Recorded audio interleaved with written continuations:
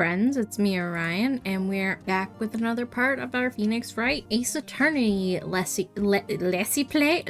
Play. Oh my gosh, words. I am kind of excited to get back into this. Audio was kind of funky for this game because like no matter how much you turn it down, it's still loud somehow. We're gonna continue on where we left off. We were just starting to get this dude, Frank Saw It. I think that's his name. I think his testimony. Am I saying the right things? Am I saying the lawyery thing? Oh, yes. Newspapers, yes. Mr. Saw It, you may proceed with your testimony. Please tell the court what you saw on the day. Oh, I was right. It was a testimony. On the day of the murder.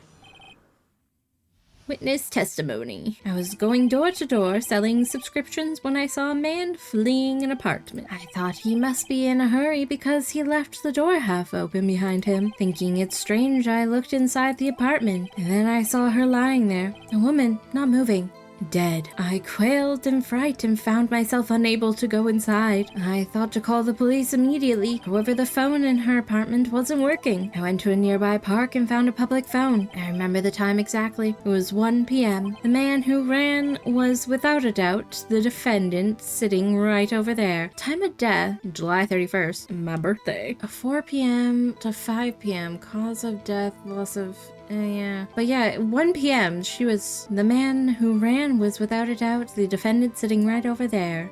I feel like I remember seeing that, so. Larry, why didn't you tell the truth? I can't defend you against a testimony like that. Yes, you can actually. Incidentally, why wasn't the phone in the victim's apartment working? Your Honor, at the time, the murder, there was a blackout in the building. Aren't phones supposed to work during a blackout? Yes, Your Honor. However, some cordless phones do not function normally. The phone that Frank Saw It used was one of those, Your Honor. I have a record of the blackout for your perusal. Electricity to the Mr. even says 6 p.m. on the day of the crime. Added to the court record. Now, Mr. Wright. Yes, Your Honor. You may begin your cross-examination. Cross-examination, Your Honor? Alright. This is it. The real deal.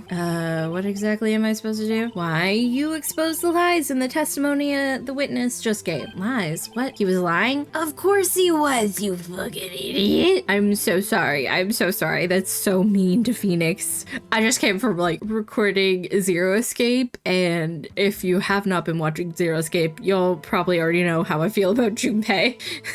I mean, I don't hate Junpei, but also he's a little stupid. Your client is innocent, right? Then that witness must have lied in his testimony. Or is your client really guilty? How do I prove he's not? You hold the key. It's in the evidence. Compare the witness's testimony to the evidence at hand. There's bound to be a contradiction in there. Okay, well, I want to look over a couple other things in the court record. Let me look. Rather heavy. Nothing else interesting. Time. Hey, look, my lawyery bag. First, find the contradictions between the court record and the witness's testimony. Then, once you've found the contradicting evidence, present it and rub it in the witness's face. I like how she puts that. I do enjoy rubbing shit in people's faces. Okay. Open the court record with the tab, then point out the contradictions on the testimony. Got it.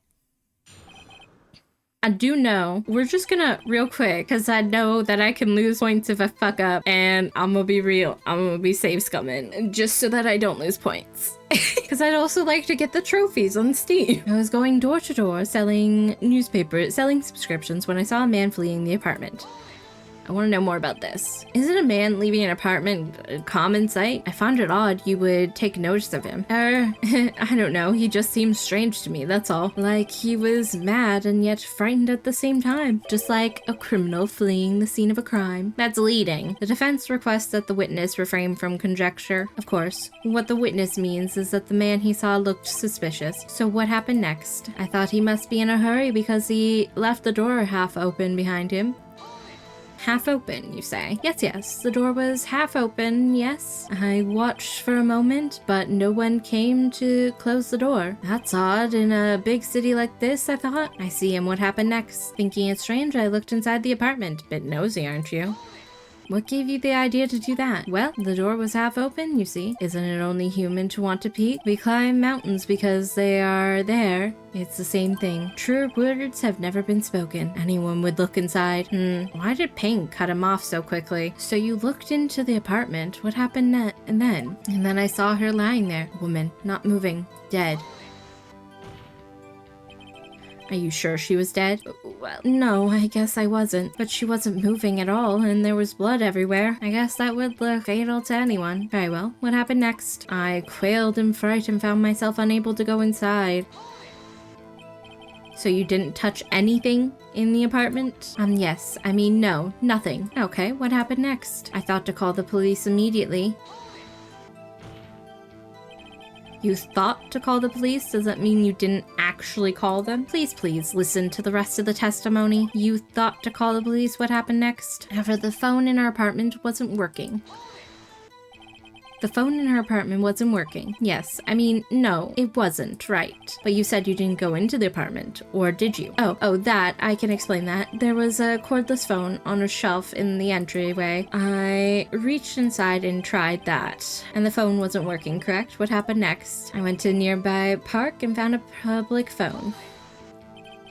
Why use a public phone? Well, you see, I don't have a cell phone. And being the middle of the afternoon, there was no one at the apartments nearby. There was no one to answer. And being the middle of the afternoon, there was no answer at the nearby apartments. All right, what time did you call again? I remember the time exactly. It was 1 p.m.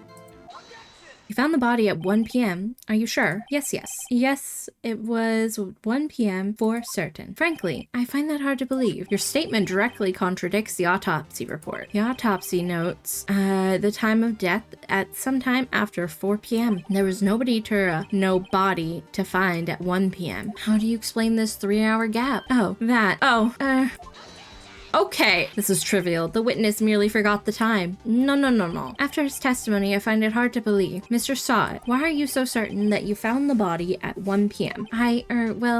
Gee, that's a really good question. Great job, right? Way to put him on the spot. That's all you have to do. Point out contradictions. Lies always beget more lies. See through one, and their whole story falls apart. Wait, I remember now. Would you care to give your testimony again? You see, when I found the body, I heard the time. There was a voice saying the time. It was probably coming from the television. Oh, but it was 3 hours off, wasn't it? I guess the victim must have been watching a video of a taped program. That's why I thought it was 1 p.m. Terribly sorry about that misunderstanding. Again, and see right through this testimony.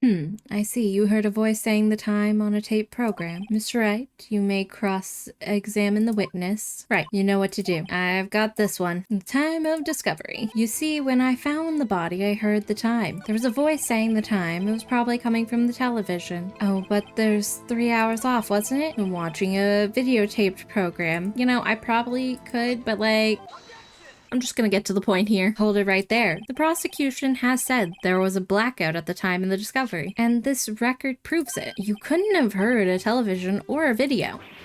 Well, the defense has a point. Do you have an explanation for this, Mr. Stott? No, I find it quite puzzling myself. Wait, I remember now. Mr. Stott, the court would prefer to hear an accurate testimony from the beginning. These constant contradictions are harming your credibility. That, and you seem rather distraught.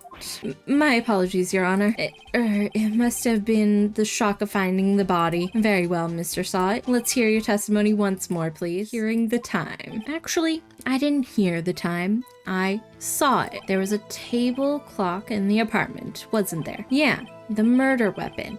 The killer used it to hit the victim. That must have been what I saw. You saw a clock? I guess that would explain it. The defense may cross-examine the witness. Gladly. I do want to... It's rather heavy. Okay. Actually, I didn't hear the time. I saw it. Okay. That strikes me as a very suspicious mistake. Yes, I can see how you'd be a little doubtful. I'm really sorry. I only just remembered that Remember that table clock? A table clock? There was a table clock in the apartment, wasn't there? Why are you asking me? I don't know. Table clock. Was there a table clock at the scene? This is the first I've heard of it. Yeah, the murder weapon. The killer used it to hit the victim. I can't remember if we stated what the weapon was. The murder weapon? Yes, the table clock that was used as a weapon. And that's what I just said. Did you doze off in the middle of my testimony or something? Something's fishy here. That must have been what I saw.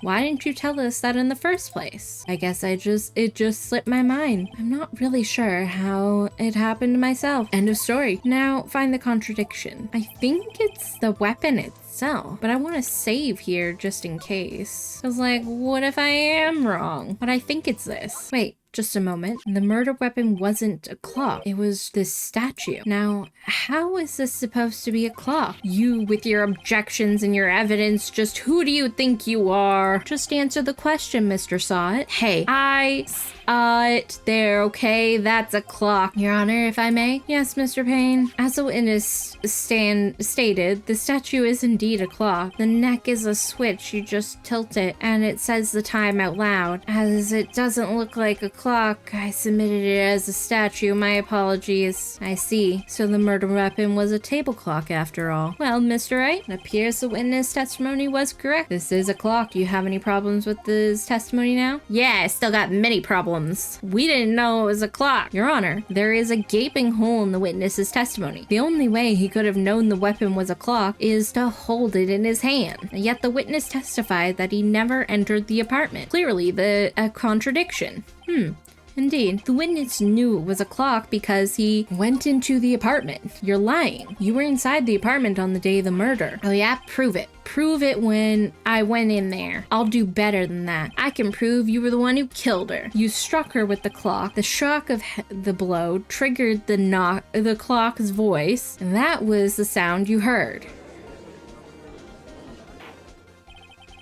Order in the court. Intriguing. Please continue, Mr. Wright. Yes, Your Honor.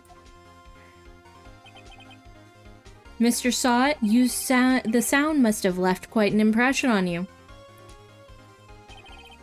Understandable, since the murder weapon spoke just as you hit the victim. That voice was burned into your mind. That's why you were so certain about the time. What's the meaning of this? This is all baseless conjecture. Baseless? Just look at the witness's face. Would the witness care to elaborate? Did you strike the victim with the clock? That day, I never looked. The clock, I heard no, I saw. It was him, I tell you. I saw him. He killed her, and he should burn, give him death. That's gonna be hard to believe. Order in the court, I say. Your Honor, a moment, please. There isn't a shred of evidence supporting the defense's claims. Mr. Wright, Your Honor, you claim the sound the witness heard came from the clock. Do you have any evidence? The whole case is riding on this. I better think through carefully. That escalated quickly. Your Honor, the sound Mr. Sod heard was definitely this clock. In fact, a fact which is clear if you simply let's sound the clock now here in this court. Your Honor, may I have the clock? I ask the court to listen very carefully. I think it's 8:25. That's certainly a strange way to announce the time. Well, he is the thinker after all. So, we heard the clock. What are your conclusions, Mr. Wright? Mr. Payne, can you tell me what time it is now? It's 11:25. As you can see, this clock is exactly 3 hours slow. Precisely the discrepancy between what Mr. Sod heard and the actual time of death. So, Mr. Sod, try to talk your way out of this one. You forgot one thing. Uh-oh. What's he talking about now? While it may seem like the clock is running 3 hours slow, it proves nothing. How do you know it was running 3 hours slow on the day of the murder? If you can prove that, if you can't prove that, you don't have a case. He's right. How am I going to prove that? Damn it. I was so close. Mr. Wright, seems your lack of critical evidence. You seem to lack some critical evidence to support your claim. Yes, Your Honor. I actually know what this one's gonna be. This means I cannot let you indict the witness. Unfortunately, this ends the cross-examination for Frank Sod. Come on all the way down here. Testify and look what happens. You treat me like a criminal. You lawyers are all slime. Grr, I almost had him. Sorry, Larry. I failed you. There's nothing I can do about it now. Not so fast, Mr. Sot. Mia? Chief, listen up, right? Don't throw this one away. Not like this. Think. But Chief, it's over. I can't prove the clock was slow the day of the murder. Nobody can prove that. Well, yes, but that doesn't mean you can't still win. Try thinking out of the box. Don't waste time doubting the facts. Assume the clock was 3 hours slow and think through it. Ask yourself, why was the clock 3 hours slow? Figure out the reason and you'll have your proof, right? right? Can you think of a reason why the clock would be 3 hours slow? Yes. Wait, maybe I can prove it. You must have evidence somewhere that can prove it, right? Find it and let them have it. Well, Mr. Wright, you say the clock was already running slow on the day of the murder. Have you found evidence supporting the claim? Of course. There's a piece of evidence in the court record that can prove my claim beyond a doubt. Ha! Tough words. Let's see you pull this one off. Let's see your evidence that proves why the clock is running slow. The victim, United States of America, they're in America. The victim had just returned from abroad the day before the murder. As we all know, the time difference between here and Paris is 9 hours. When it's 4 p.m. here, it's 1 a.m. the next day there. The clock wasn't 3 hours slow, it was 9 hours fast. The victim hadn't reset her clock since returning home. That's why the time you heard when you struck her dead in her apartment was wrong. Proof enough for you, Mr. Saw It, or should I say Mr. Did It? Sir? Sir? Order, I say. This case has certainly turned out differently than we expected. Mr. Payne, your witness, he was arrested and has been taken away, Your Honor. Very well. Mr. Wright? Yes, Your Honor. I have to say, I'm impressed. I don't think I have ever seen someone complete a defense so quickly and find the true culprit at the same time. Thank you, Your Honor. At this point, this is only a formality, but this court finds the defendant, Mr. Larry Butz, not guilty. Yay! Confetti! With that, this court is adjourned. Turns out that Frank Saw It was a common burglar, posed as a newspaper salesman. Check and see when people were out of the house that day. When Larry went to her apartment, the victim wasn't home. After he left, Mr. Saw It and let himself in to do his dirty work. While he was searching her place, the victim returned. Flustered, Mr. Saw It grabbed the nearest blunt object he could find. August 3rd, 2:32 p.m., District Court, Defendant Lobby number 2. I think that is a solid place to leave off for this part. Thank you so much for watching, friends. I am amazed considering last part was only about 12 minutes when I cut it down, so we shall see how this one goes. Thank you so much for watching, friends. I appreciate you, and I will catch you in the next part. I love you. Bye!